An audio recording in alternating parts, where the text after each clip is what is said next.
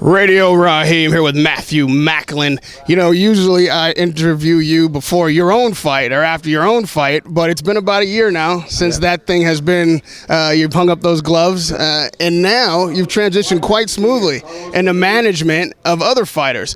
First of all, just talk to me about what that transition's like, knowing that, you know, your fights, your career in the ring is done, and how has it been to now deal with other fighters who, you know, you've seen what they've gone through, and now you're trying to guide them in their careers?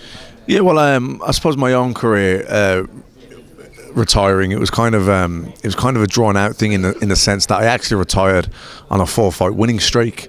So the loss before that streak started, which would have been September, I think November 2014, and I retired of May 2016.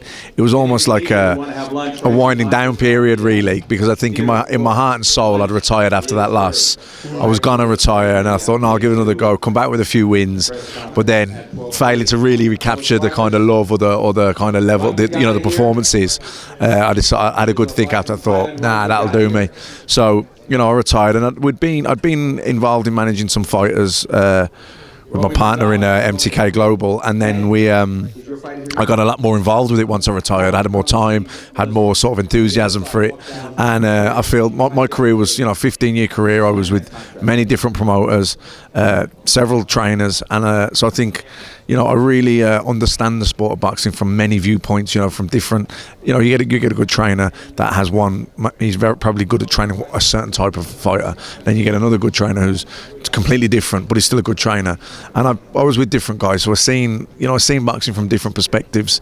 And like I said, I was with different promoters, I was different managers, and I was always very kind of almost control freakish a little bit in my own career. I wanted to know everything that was happening. Mm-hmm. You know, I'd read up on everything. I was very in touch with who was getting what fights were getting made, who was with who. I was kind of very sort of had my ear to the floor. Was wanting to know kind of your own mini manager. Big time I was, and so I think, you know, it was inevitable that I was probably going to go in. At one time, if you'd have asked me, I said, no way. Once I retire, that's it. I'm done. I'm sick of the sport.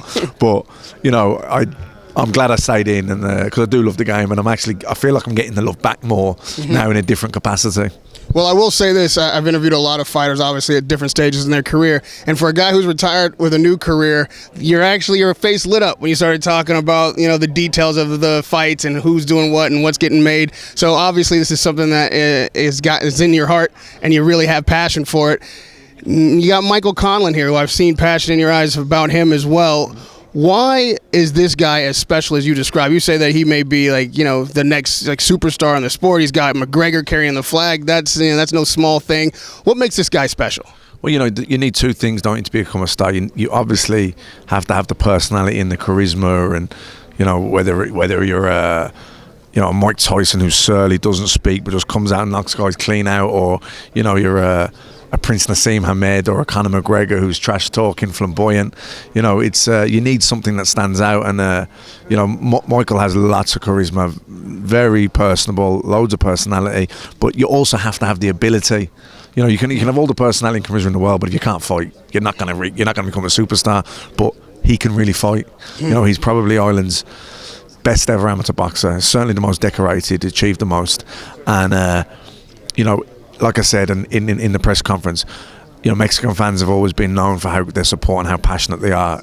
Hence, Cinco de Mayo and the Mexican weekend are the big sort of weekends for pay-per-view events, because they do the big numbers. But I feel that Irish boxing fans have always been a sleeping giant, you know, always been asleep.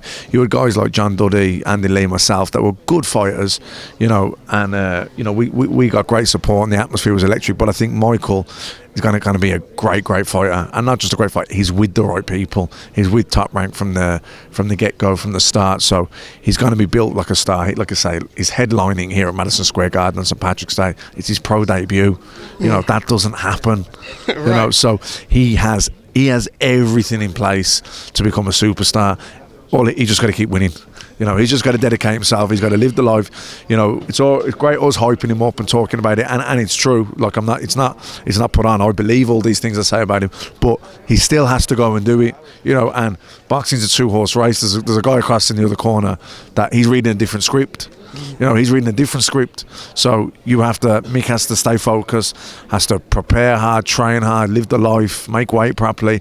There's a million ways it can go wrong, and you know he's got everything in place for it to go right, but he has to apply himself and stay humble, stay grounded, and really live the life. Well, I might just unroll my sleeping bag on Friday night and stick around because a guy who's made himself a superstar, who you know well, Triple G, is going to be coming right in behind him in the Garden.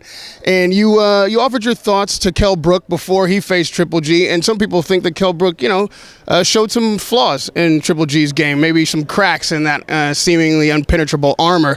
So now that Jacobs comes behind him, a guy with maybe a heavier punch, what kind of chance do you give him? What kind of advice would you give him?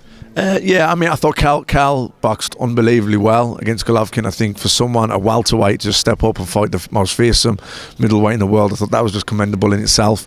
I thought he's very skilled fighter, Kell Brook, great movement, unorthodox, and he landed some really good shots. Having said that, when you're not really scared of the power coming at you, you tend to get hit more. You're not as defensively, you're not sharp. I don't think he had respect for Cal's power. I think Cal might have buzzed him with his speed, but I don't think he had he didn't have a heavy enough hands to really shake him up.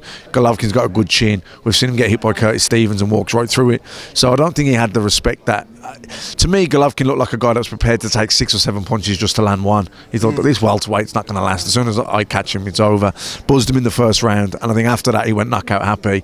And it probably took him until the 4th, 5th round to kind of settle down a bit and land, and start landing, putting shots together.